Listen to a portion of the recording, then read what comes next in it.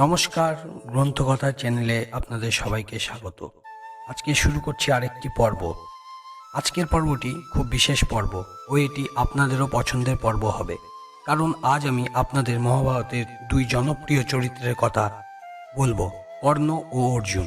তো শুরু করি আজকের পর্বটি।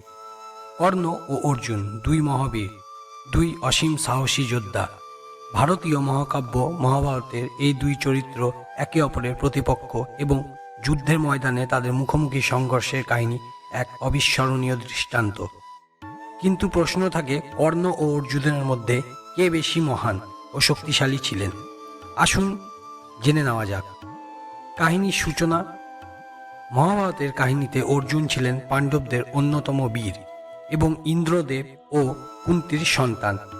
অন্যদিকে কর্ণ ছিলেন সূর্যদেব ও কুন্তির সন্তান, তবে তাকে জন্মের পরপরই কুন্তি ত্যাগ করেন। কর্ণ বড় হন রথচালক আদিরথ ও তার স্ত্রী তত্ত্বাবধানে, যাকে মানুষ সমাজে সুতপুত্র নামে অভিহিত করা হতো। কর্ণ জন্মসূত্রে কৌরব পক্ষের সহযোগী হয়ে ওঠেন এবং দুর্যোধনের ঘনিষ্ঠ বন্ধু হিসেবে পরিচিত হন। দুর্যোধনই কর্ণকে রাজত্ব দেন এবং তাকে অঙ্গরাজের সিংহাসনে বসান। এই দুই যোদ্ধার মধ্যে মূল পার্থক্য তাদের অবস্থান এবং সামাজিক মর্যাদার মধ্যে ছিল, তবে উভয়ই ছিল অত্যন্ত দক্ষ এবং অসাধারণ পরাক্রমী। শক্তির সূচনা ও অস্ত্রবিদ্যা। কর্ণ ও অর্জুন দুজনের শক্তি ও অস্ত্রবিদ্যায় অসামান্য ছিল। অর্জুন ছিলেন দ্রোণাচার্যের অন্যতম প্রিয় ছাত্র। তিনি অসাধারণ তীরন্দাজ ছিলেন এবং নিজের অধ্যবসায়ে সর্বদা নতুন নতুন অস্ত্রের উপর দখল অর্জন করতেন। অর্জুন ইন্দ্রদেবের পুত্র হওয়ায় বিশেষ কিছু শক্তি অর্জন করেছিলেন এবং বহু দেবতার কাছ থেকে অমূল্য অস্ত্র সংগ্রহ করেছিলেন, যার মধ্যে ছিল মহাশক্তিধর পাশু অস্ত্র। অন্যদিকে কর্ণের শক্তির ক্ষেত্রেও কোনো কমতি ছিল না। তিনি পরশুরামের শিষ্য হিসেবে গুরুতর অস্ত্রবিদ্যা শিখেছিলেন।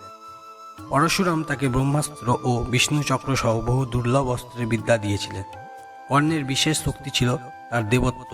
সূর্যের পুত্র হিসেবে তার অঙ্গের উপরে একটি স্বর্ণ কবচ এবং কুণ্ডল ছিল, যা তাকে অজয় করেছিল। বৈশিষ্ট্য ও চরিত্র। অর্জুন ছিলেন ধৈর্যশীল এবং ন্যায়ের পথে চলার পক্ষে। তিনি কেবল নিজের জন্য নয়, সমাজের মঙ্গলের জন্য অস্ত্র তুলে নিতে প্রস্তুত ছিলেন। অর্জুনের চরিত্রে ন্যায় বিচার এবং সহমর্মিতার প্রভাব ছিল। কর্ণও ছিলেন নিষ্ঠাবান, ত্যাগী এবং মহৎ। তিনি বন্ধু দুর্যোধনের প্রতি ভক্ত ছিলেন এবং কখনো তার প্রতি অবজ্ঞা করেননি, এমনকি নিজের জীবন ও আত্মসম্মানের ঝুঁকির মাঝেও। কর্ণের চরিত্রে অন্যতম বৈশিষ্ট্য ছিল বন্ধু প্রেম এবং স্বার্থহীন দায়বদ্ধতা, যা তাকে সকলের কাছে প্রিয় করেছিল। শক্তির প্রকৃত মাপকাঠি। শক্তির মাপকাঠিতে অর্জুনের বিশেষত্ব ছিল তার অভিজ্ঞতা, অস্ত্র ধারণের ক্ষমতা এবং ধৈর্য। অর্জুন বহুবার যুদ্ধে জয়ী হয়েছিলেন এবং ভগবান শ্রীকৃষ্ণ তার সহচর ছিলেন। কৃষ্ণের উপস্থিতিতে অর্জুন আরও অনেক গুণবৃদ্ধি পেয়েছিলেন। কর্ণের শক্তি ছিল তার অজেয় কবচ ও কুণ্ডল এবং তার অপরিসীম সাহস। কর্ণ নিজের জীবনের প্রতিটি মুহূর্তে যুদ্ধের জন্য প্রস্তুত ছিলেন। যদিও তিনি দেবতাদের দ্বারা প্রাপ্ত অনেক শক্তিশালী অস্ত্র হারিয়েছিলেন বা ত্যাগ করেছিলেন, তবু তার সাহস এবং আত্মবিশ্বাস তার শক্তিকে আরও অনন্য করে তুলেছিল। কুরুক্ষেত্রের যুদ্ধ।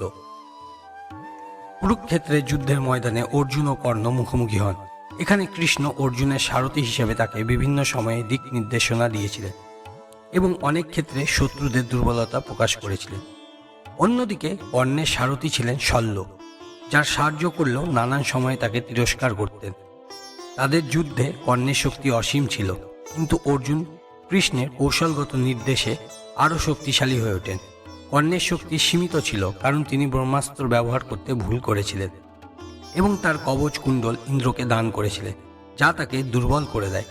শেষ পর্যন্ত অর্জুন কর্ণকে পরাজিত করতে সক্ষম হন, কিন্তু এই জয় ছিল কেবল শক্তির ওপর নয়, বরং কৌশল এবং সময়োপযোগী সিদ্ধান্তের কারণে।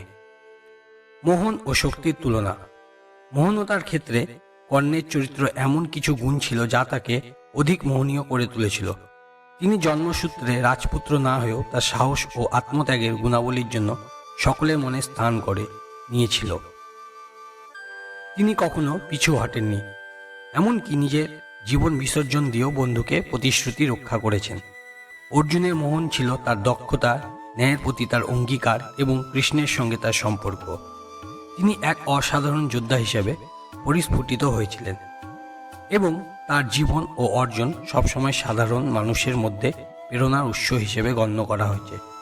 কর্ণ ও অর্জুনের মধ্যে কে বেশি মোহন ও শক্তিশালী? এ প্রশ্নে সরাসরি উত্তর দেওয়া কঠিন।